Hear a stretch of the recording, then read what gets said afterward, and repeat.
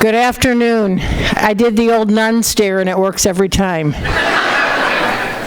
So thank you for cooperating with that.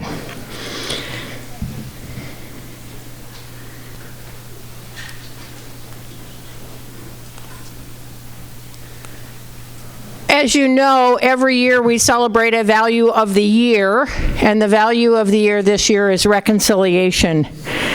Reconciliation means to reconnect with, to be in right relationship with those we might not be in right relationship with. That might be ourselves, that might be the world, that might be others. Francis and Claire saw great value in reconciliation. They saw that the deepest expression of God's love was forgiveness. They also recognized that reconciliation, forgiveness, did not wipe away pain or wipe away wrong. Rather, it allowed us to move beyond and to embrace and to integrate that into our lives. As a Catholic Franciscan university, we believe that every human being has an inestimable value. Each person was made in the image and likeness of our God and willed into being by God's desire. Therefore, we strive to reflect this belief, this inestimable value of every living being in our daily work. Keenly aware of the brokenness, pain, and pervading grief in our society, especially on the part of the poor, oppressed, and alienated, we feel especially called to the ministry of reconciliation at every level of our society.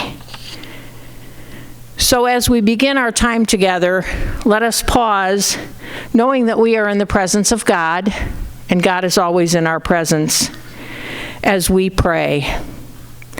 God of reconciliation, passionate for all creation, call us to seek your guiding hand as we strive to offer forgiveness, pardon, and peace to each person we meet.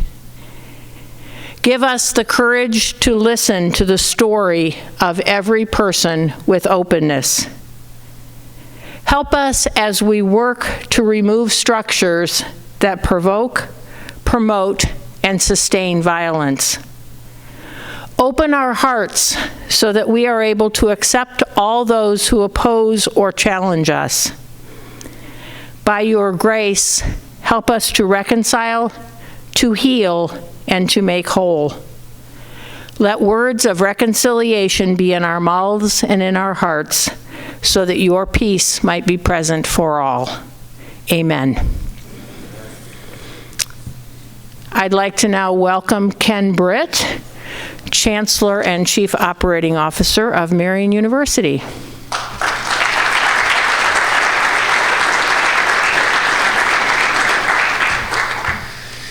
Thanks, Sister Mary Beth. What a beautiful day. Isn't it beautiful? It's beautiful weather, beautiful students, start of the new semester. It gives us great joy and hope for our future. I want to thank you for what you do every day. It's just an amazing experience to be part of this university and to be part of advancing our mission and to work with each and every one of you in the important roles that you play in advancing our mission. I have the great privilege of working here. This is my 10th year at Marian, and this is my first 100 days as the Chancellor of Marian University's Indianapolis campus and the Chief Operating Officer. So I want to thank the President for giving me this opportunity, and thank you for the work that you do, because it is truly meaningful and impactful for the students that we serve and ultimately developing those transformational leaders. I feel like I'm like the warm-up act for a concert. So I'm here to warm you up. So I'm here to warm you up. I'm going to talk about our favorite thing as a university, and that's enrollment. Thank you. We are an enrollment-driven institution, if you haven't noticed. We thrive off of enrolling students, bringing them in, educating them, and preparing them for a great world out there that needs more Marian University graduates. I'm going to talk about three different things. First, talk about the past, the present, and the future, and then I'll turn it over to our fearless leader. Over the last 10 years, this comes on a reliable source, Brooke Kyle. She's the data guru. Where's Brooke? She told me she was going to be here. I told her I wouldn't call her out. Okay. I said, I'm not going to call you out, but I called you out. Sorry. Yes. Please give Brooke a round of applause. She does amazing work here. Marian University's enrollment over the last 10 years has grown 72%.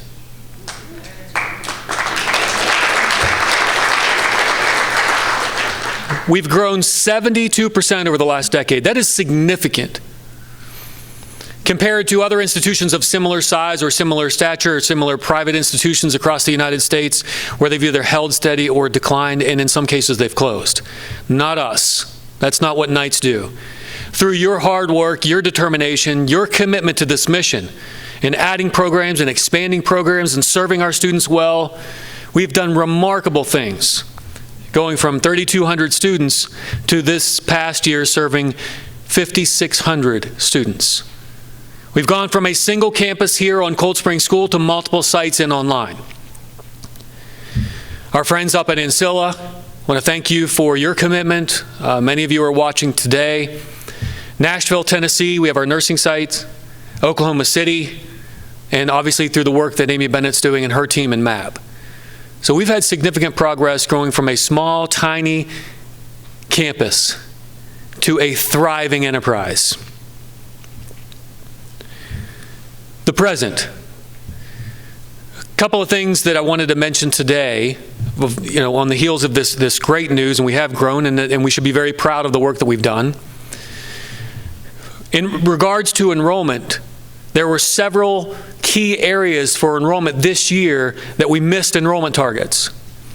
It's not that we declined in enrollment, it's we thought that we would grow a little bit further than what we actually did in several areas. Missing enrollment targets in one or two programs is not an insignificant issue. We've dealt with those things before. And this year, what was a surprise to us is several programs all at once missing enrollment targets. Not just one particular area, not just first-time, full-time freshmen, but several areas where we missed enrollment targets.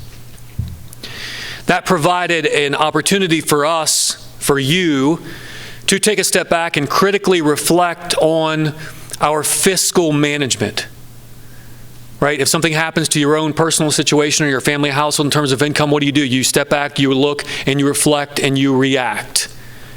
Through your hard work, through the hard work and leadership of our budget managers and Mike Beadle, operating budgets have been adjusted and reduced to ensure that we are operating in a fiscally healthy manner. It's important for you to understand that and that sense of appreciation and thanksgiving. The challenge that all of us have at this university is that challenge for budget constraints will continue for several years. If we miss first-time, full-time numbers by 80 students, it's not a one-time challenge. It will carry through with you for a few years.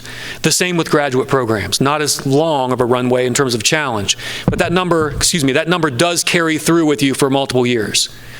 So there was a picture up here at one point which I really liked, which we took down. It was belt tightening around the piggy bank, which is really cool image.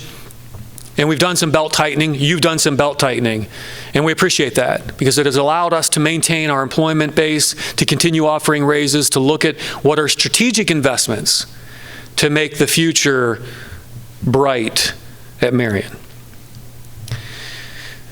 Finally, in regards to the future related to enrollment, this idea, if you were at the gala and you saw our announcement about the journey to 2030, always forward. We are always looking forward. We are always looking to grow. We are always looking to move and to act. Our goals between now and 2030 is to grow enrollment again, to serve 8,000 total students by 2030. Again, not an insignificant number. But as I was reminded today, growing from 72% over the last decade was significant. So we're asking you to grow, just not at that same rate, right? 42%. It shouldn't be that difficult. I mean, we're going to be half as good, right?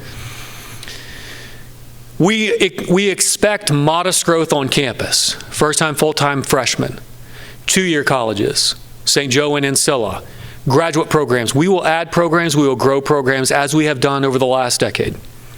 Where we expect serious and significant growth is in the online space, in the hybrid space, in partnerships and collaborations with other universities. That's really one of the opportunities that we have for the future, is to grow in those spaces. Please do not leave here thinking that we are now going to compete with Southern New Hampshire University. Right? They have 100,000 students online. University of Phoenix, that's not who we are. We want to be compared to ourselves. Right? As much as we love to compare nationally, peer institutions, and we'll talk about that, and the president has some great news to share. That's wonderful, but we are one of one. We're Marian Knights. We're going to do it in a manner that makes sense for our community. As we look at this coming fall, if you monitor enrollment reports, which I'm sure all of you do every week, looking at your numbers, and you're really excited about what you're seeing, our undergraduate, 2-year, 4-year, and graduate programs are all very positive signs. It's extremely exciting to see. Again, a lot of this is due to several factors, and I want to thank a few people in here. First of all, it's a change that we made a year or two ago to move to the Common App. The Common App is a common application for those of you who aren't familiar. It's a single source where you can apply to a system called the Common App, and you can apply to multiple universities just checking the box. Prior to this year, we have not participated in the Common App. We expected to grow our application pool by 15%. I believe that's what we were told, to grow, to expect an increase. So we ramped up, and I want to thank Luann Bramas for her significant leadership, her and her team.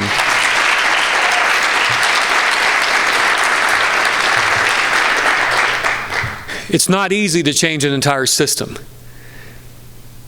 So we were expected to grow in our application pool by 15%, and I'm proud to report, because of Luann's work and another person I'll mention here in a moment, our application pool for the undergraduate numbers here on campus has grown 100% over last year.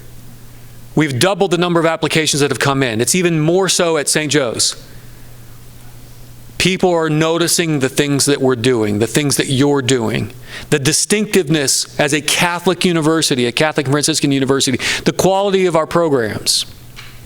So the Common App certainly helped aid in our awareness, but you still have to know about Marian University in order to select Marian to apply, right? It's not like you're just phantomly going and clicking 100 schools. You have to know about Marian. So our brand awareness is growing, which is extremely positive. The second reason I believe that we've grown significantly in terms of our application pool is due to the admission staff. So I want to thank Jessica Morales-Most and the admissions team for how hard you work every day.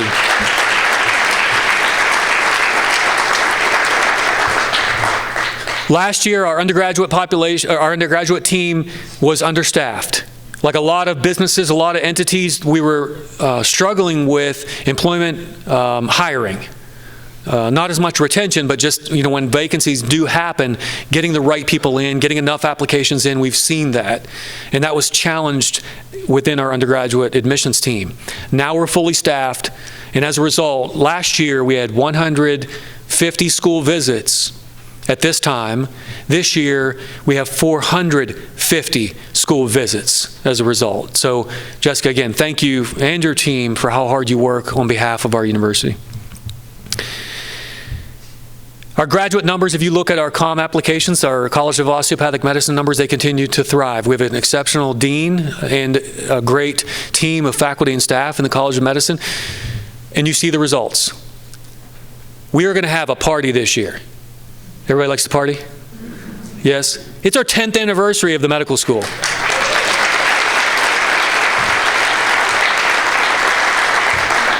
We need to party. We're going to party this year. It's our 10th anniversary. At this time, you think about this time 10 years ago, for those of you who were in the medical school, you were gearing up for that pioneer class, right? That first class that we were welcoming on campus. So we're really excited about COM and what they continue to do and the impact of serving this state and this nation. Finally, I'm a teacher by training. So I'm going to ask for you to do some homework. This is my homework assignment to all of you. It's to focus on yield. I mentioned this at the faculty meeting, so you're going to have to hear me again, so I apologize. Yield, not the yellow yield sign on the highway. Okay, it's student yield. We've seen significant increases in the number of applications, both at the undergraduate and graduate levels. Now is the time not to sit back and say, man, this is really good. We're going to hit a freshman class. It's going to be a record number. A graduate class is going to be a record number. We can't do that right now. I think that's a dangerous mentality. We're very excited, okay? And I don't want to tamper any of our enthusiasm because I'm excited and enthusiastic about it. But now is the time for us to show our families and our students who we are. The goodness, the humility, the one-on-one attention, our Franciscan values, all of the things that we do every day, that you do every day, that makes a difference in the lives of our development of the young people that we serve. Our families need to know that. How many of you have ever been to Disney World? Okay, I've been there a few times. I have 4 girls, so they always want to be princesses in Disney World. You talk about customer service. It's exceptional. Whether it's the street sweeper or a princess, nobody has a bad day. That's us. Anytime you run into students or families on campus that are giving a tour, stop and say hello. How can we help you? Welcome to Marian University. That smile that you have is contagious. That hope that you can bring is infectious. Right? That's who we are. We change the world one family and one student at a time. That is a challenge that I have for you, is to work with our admissions teams, work with our great deans and our assistant deans to improve this yield number so that we can thrive as a university and set the stage for an exceptional 2030. So again, thank you for being here today. Thank you for the opportunity. And now I have the distinct privilege of introducing our big man on campus, who has given probably 40 of these presentations and one of the longest standing presidents. And we are so fortunate here to have President Elsner. President.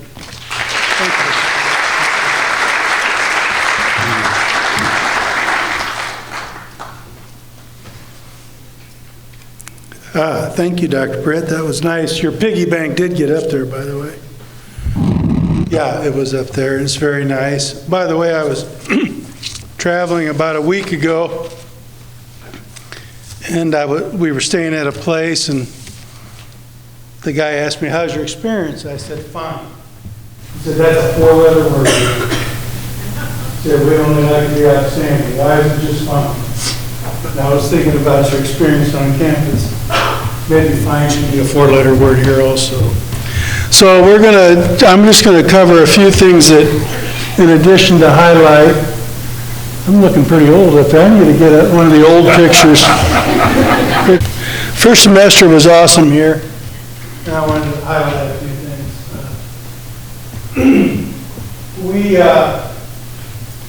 If you look, I have never had so many individual experiences with students speaking so glowingly about the faculty and their experience in the classroom. And it was also true, of course, of staff. But I've never seen so many engaged and excited students. Our retention is back first semester to second semester. Really, in Ancilla last year, we increased retention 38%. So we'll keep doing those kind of things. But the COVID set us back attachment. Now we're ready to grow that again. Retention is probably the greatest sign of excellent education, excellent community, personal service, relationships. I was very, very proud last year in national publications, our #2 ranking in social mobility. We often fail to recognize it. It's been part of our ethos here a long time.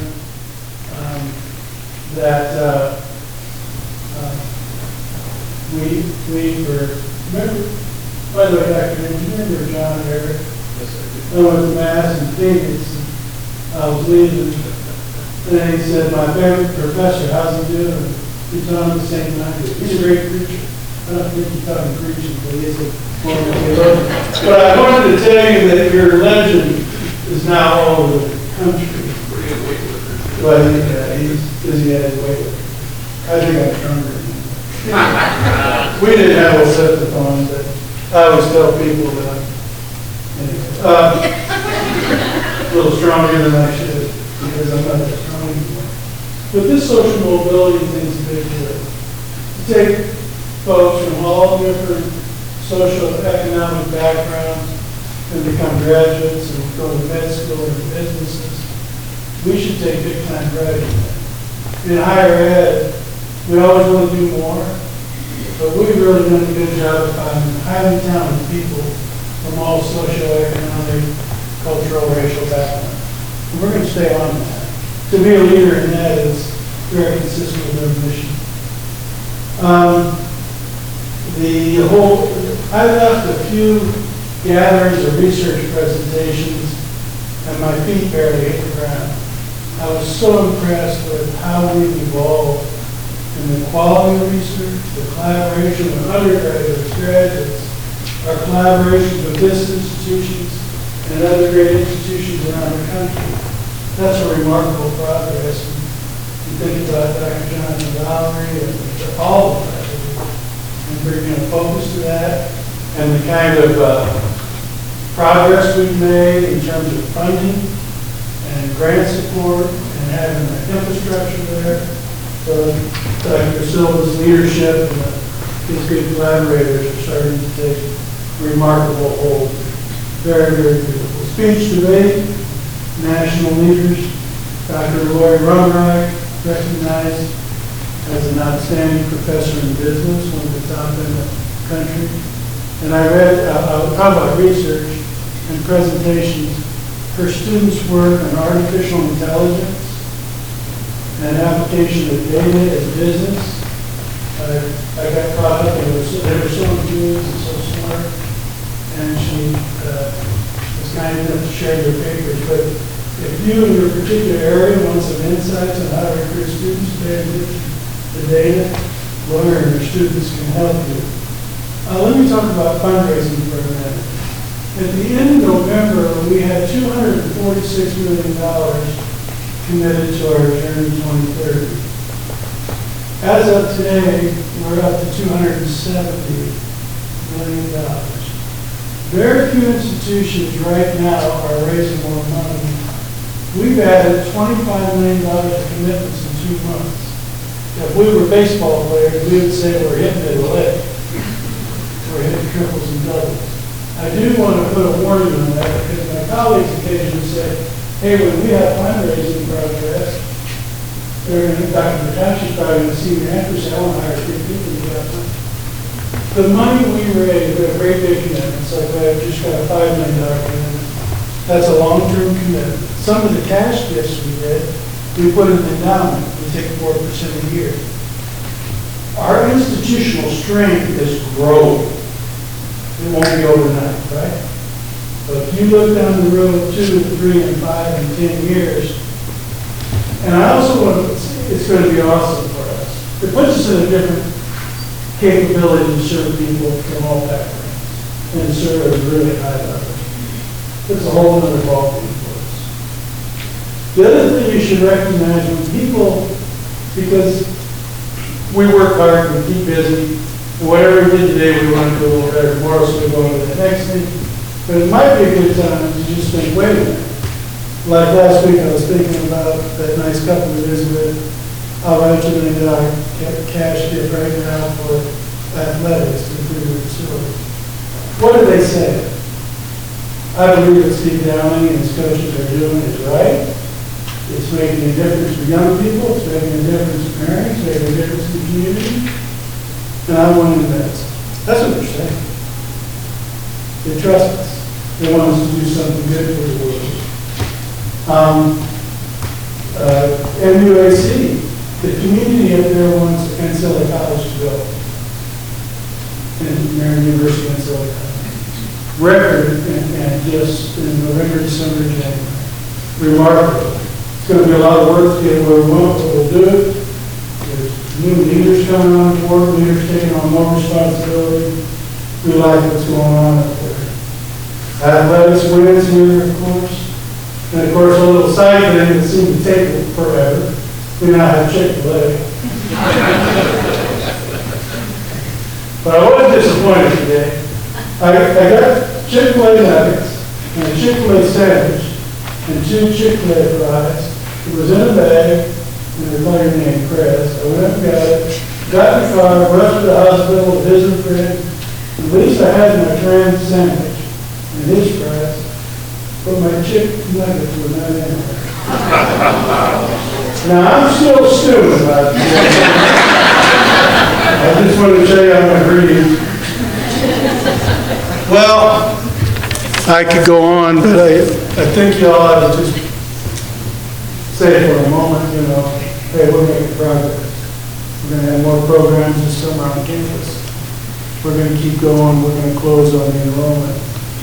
I talked a lot about the environment. I think we should be aware. You know what's interesting? In Indiana, from 2013, they're projecting between 2013 and 2029, 18-year-olds, the available 18-year-olds, will go down by 19.6%. So we're talking about growing enrollment in a little bit of a tough environment, right? So we're going to have to be very, very good. By the way, just thank God you're not in Illinois. They're going to go down by 30%. And I think it's going to get worse. People seem to be moving out of there. Maybe we'll get over here. That'd be good. There are 750,000 adults, Dr. Britta alluded to it, with some college but would like to finish their degree in Indiana. That sounds like something we could do something about. Okay? We also are looking at inflation. It's very hard on inflation. Middle class and lower income families are being waylaid by inflation. And we have to increase our tuition center. So we have some headwinds we're going into. We just got to be aware of it. I would say this. There's other universities in town. They're talking about layoffs across town, buying people out, sending them away. People are really having mammoth enrollment problems. Their pools are not up this year, by the way. And so we are counter-cyclical, I would say this. There are opportunities in the city. The suburbs of Indianapolis are doing great. The state's doing great. The state's budget is in good shape. It's been well managed. And they're going to really greatly increase the individual scholarships for students in the state from middle and lower income homes. So that's going to help us, right? We're good in that market. So that'll help us. There's a big push on workforce development and economic development. The more we as faculty and staff think about ways of partnering on a workforce, because there's been a lot of investment secured for the state, but the companies that want to come here and enterprises need talent. And look at Marshall Healthcare, of course, a big example. We've got to be hand in glove. The teacher shortage is critical. We've got to be hand in glove. Not only in numbers, but in quality. I think a lot about Earn and Learn and Dr. Jackson and the chancellor there, St. Joe. A lot of people want to get more diversity in there. They want to get kids in there and have them learn while they're learning the business. So there's a lot of opportunity there. The need is great, but we have to respond swiftly and with quality. So the other thing, I sat through a presentation not long ago, a big research project, about the factors of success for higher ed. And there's a lot of them there, and I could show you slide after slide. Someone told me recently, PowerPoints have little point, they're not very powerful. But here's what I boiled down. When mentioned it back there. Institutions who drive hard to be distinctive, really hard, and articulate it very well, and even more importantly, are good at fulfilling the mission, keep their promises. In other words, when we tell people, look, you're going to have a personal relationship, you're going to know your profession, you're going to be in a dynamic class, it's going to be well prepared and thought through, it's going to be exciting, you're going to be in the best educators college in the country, so we got to do it. And what they find is the disillusionment by donors, tuition payers, and students is, first of all, they get to a place and they think it's going to be such, and it's so. And that's very disappointing, and they lose on retention. And then all the students who don't experience what we promise have homes and churches and neighborhoods. And their parents go to work, and they can say one of two things. That Dr. Gomez is the greatest, and I'm sure they do. Or they can say, they showed me this building visit Marion, and the coach called me names and blah, blah, blah. They didn't live up to their promise. I'm not saying they did. We wouldn't tolerate it. We've got to always be very, very good at articulating who we are and what we're doing. And we've got to keep it. And this research is very clear. When students, when they interview, when they leave or don't go to a place, if they go to 5 visits to college, there's nothing distinctive there. And it's not, the alignment is critical. You can't have one person say, yeah, well, that's what the university said, but here's what I do. That'll do it. It isn't very, very well aligned, very, very cumulative consistency. And we have a good strategic plan. By the way, in this research, one of the things they found out is the most successful institutions have a culture of strategic planning, strong community of collaboration. They're very courageous, take risk, and they move with acuity and great dispatch. You know, this, well, letting the world pass you by and slowly walking doesn't work. Institutions, by and large, businesses the same way. But we do have a plan.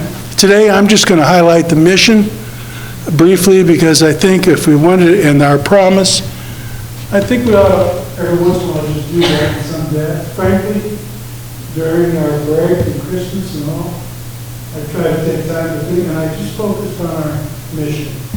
And here's some thoughts I want to share with you. So, this is where PowerPoints are terrible, all this. I'm just saying I want to focus on the mission today. We do have a strong vision, we have values that are strong, et cetera. But today I want to talk a little bit about our mission. The Marian University Promise is another way to articulate. And we simply promise students, and I did these speeches often, hopefully you do, and hopefully we have it out, particularly Brad and Marian University prepares you for a good life and success in your professional endeavors, period. The good life is a good umbrella for a happy institution. You're more than what you earn, or the power you have, or the big pleasures you pursue, or the honors you receive. There's a bigger purpose in life. So, we talk about an education illumined by the light of faith, and I wanted to talk about that a little bit because I think sometimes we're nervous to call ourselves Catholic institution, Christian, faith-centered institution. Why do we get nervous about that? I think for a lot of reasons. One is we're nice people. We don't want to make a nun, N-O-N-E, with no religion build that, right? Or what if they're not Christian really? What if they have a different faith? That always makes us nervous. I think sometimes we have a hard time claiming that and articulating it for fear of, I know a lot of wonderful, purely secular people who do good works every day, and I love them, and I like working with them. I don't make judgments against them as a human being. Matter of fact, as a faith-based institution, that would be counter to our beliefs. We believe everybody has dignity, they have worth. And their conscience is theirs to form. They own that. We don't proselytize. We don't judge. people. We might critically evaluate certain behavior, see politicians that are in TV, et cetera, et cetera. But we don't person or name call it count them as not always. That's not what a good, strong, very good institution does. They're very welcome, so we're grounded in that. If you look at the documents about a Catholic university, they should teach theology and philosophy well. You know, students often, if you talk to them, we should be able to convey here, down in the theology courses across the board, why we believe there is a God, and why, in Christian sense, we believe that Christ is the Son of God. So, students often ask, well, why is the Christian religion so special? We should be able to articulate that. Then students often ask them, if God loves everybody, why are all these bad things happening everywhere? They like to, the theologians and the philosophers who talk about that. Some of them want to say, hey, why do I need a religion? That's particularly popular today, because if I feel like something's good, that's good enough for me. That's kind of my religion. If I'm feeling it's good, it's probably good. We don't necessarily believe that kind of thing. We don't judge others, but as an institution, we should be witness in our service and how we witness as a community and honor one another and how we do our work as excellent stewards as our values calls for. But we need to claim that with confidence and generosity and how it glorifies the inestimable worth that Sister talked about in her talk. So we have a central pulling force that says so much of society gets in trouble, frankly, and there's a lot of great secular institutions. But our depth and commitment and scope of the whole person, again, sure, an education sets you apart, you're going to make more money. Sure, it's going to put you in more powerful positions where you have more influence over more people. Sure it will. Sure, it'll bring you honor and certain other respect for education. And it's going to access a lot of pleasures of life, whether it be art or intellectual pursuits or trips or travel. People with afford education to travel the whole world. But all those things in and of themselves aren't enough. There's a larger purpose for the human person. And to understand that and prayerfully reflect on that and be challenged to think about is a central theme and role of a great Catholic university. The other thing that we have really focused on, and you see it come to life, the Center for Teaching and Learning, the Center for Personalized Learning. You see it in the work we've done in all sorts of areas, very prep, St. Joe College, NUAC, you see it in different places. The commitment is to learn. We're generational age, a commitment to excellence in learning. That we know how to deliver and design excellent instruction. That we know how to have very high standards and circle around and support people to reach the standard. In other words, when we have trouble learning or accomplishing, we don't just back the standard down here. We value people too much. We want them here. We put a lot of energy. By the way, you notice personalized learning. Personalized learning. I'm slow, but I come along. I call it individualized learning, and I get corrected by the sister. But I'm coming along. And I just so appreciate that I can learn. But the commitment here sure is about excellent instruction. It's about engaged learning where we're in classrooms, sharing ideas, looking at it from different angles, the excitement of exchange with one another in fruitful ways and with goodwill.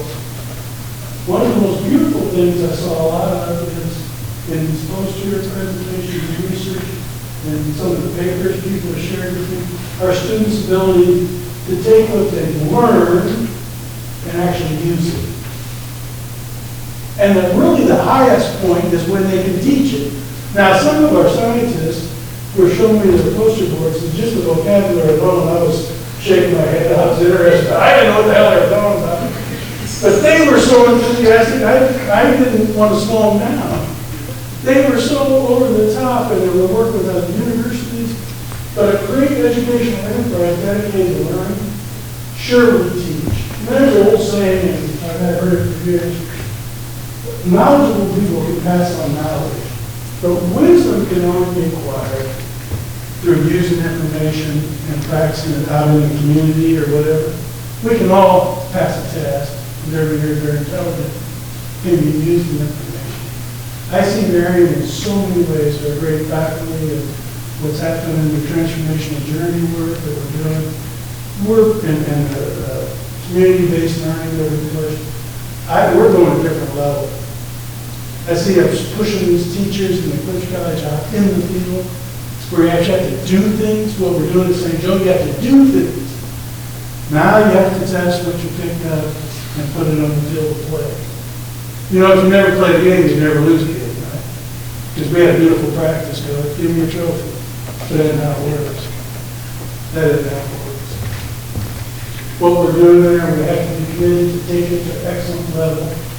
One of the things they found in this research, students who are at university where they feel like they're in a powerful learning environment, or learning, people love those learning.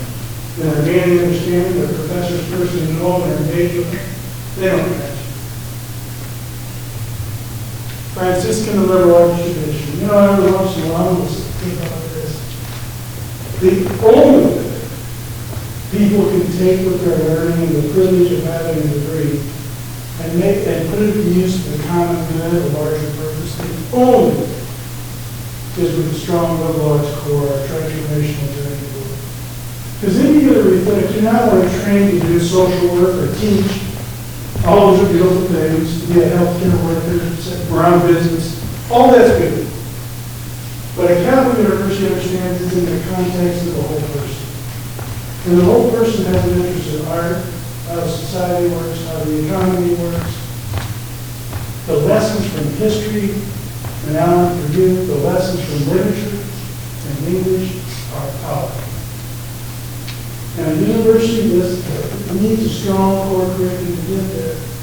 And in terms of Franciscan values, I have a few times over my years here, people will say, well, I don't know if I'm too interested in Catholic Christian university, but the Franciscan values, I like Francis. Well, I don't know how much you studied Francis, but the reason they put little birdies on his shoulder, and all, he saw God's creation in everything, every person. The guy with leprosy and everything in between. All of God's creation. He was deeply devoted Christian person and saw the world through God's eyes. So when we say, well, I kind of like the Francis stuff and not the religion stuff, we might be missing the understanding of the Franciscan intellectual tradition of it. You know what I'm saying? And so that's a key part. So you look at our mission, it's bookended by what is a great Catholic university? It's a university that prays and worships, that learns the nature of God, theology, philosophy, that gives witness, that gives service, that has strong campus ministry with ministers, that they interact and grow together and walk a journey together. That's what a Catholic university is. We can be proud of it. We have to tie into it. We are committed to excellence in learning, whether it's teaching, scholarly activity, or research. And we look into that by this Franciscan thought in this larger liberal arts stuff, that there's a whole world, a whole person, it ties together. It gives life meaning. It's bigger than this. It's all of that. And it makes you actually well-educated and wise to love music. So I would just encourage you this semester and going forward and planning for next and worrying about closing the deal and recruitment and enrollment. Let's know about our mission. I think we'll do very, very well. And we'll be very comfortable. And by the way, I'll just say this because I'm not there. Every once in a while someone will say, well, what if they don't want to be in a faith-based institution and you talk about that? Well, when are we going to tell them? In October or November? Hey, surprise, surprise, surprise! I'll throw it out with this.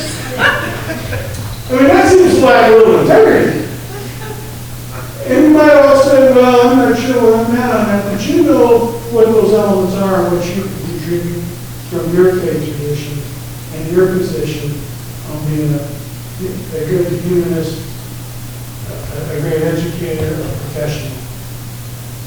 We all have something to contribute, and we do in mighty ways. That's our mission at a new level. I look at the exciting research and what we're doing in all these places. You're showing students what it is to be a professional. Let's articulate well, most important, live it out. All the work we're doing in exchange is a good example of that. Hey, and we're integrating the classes now, Dr. Rex and all we're doing there.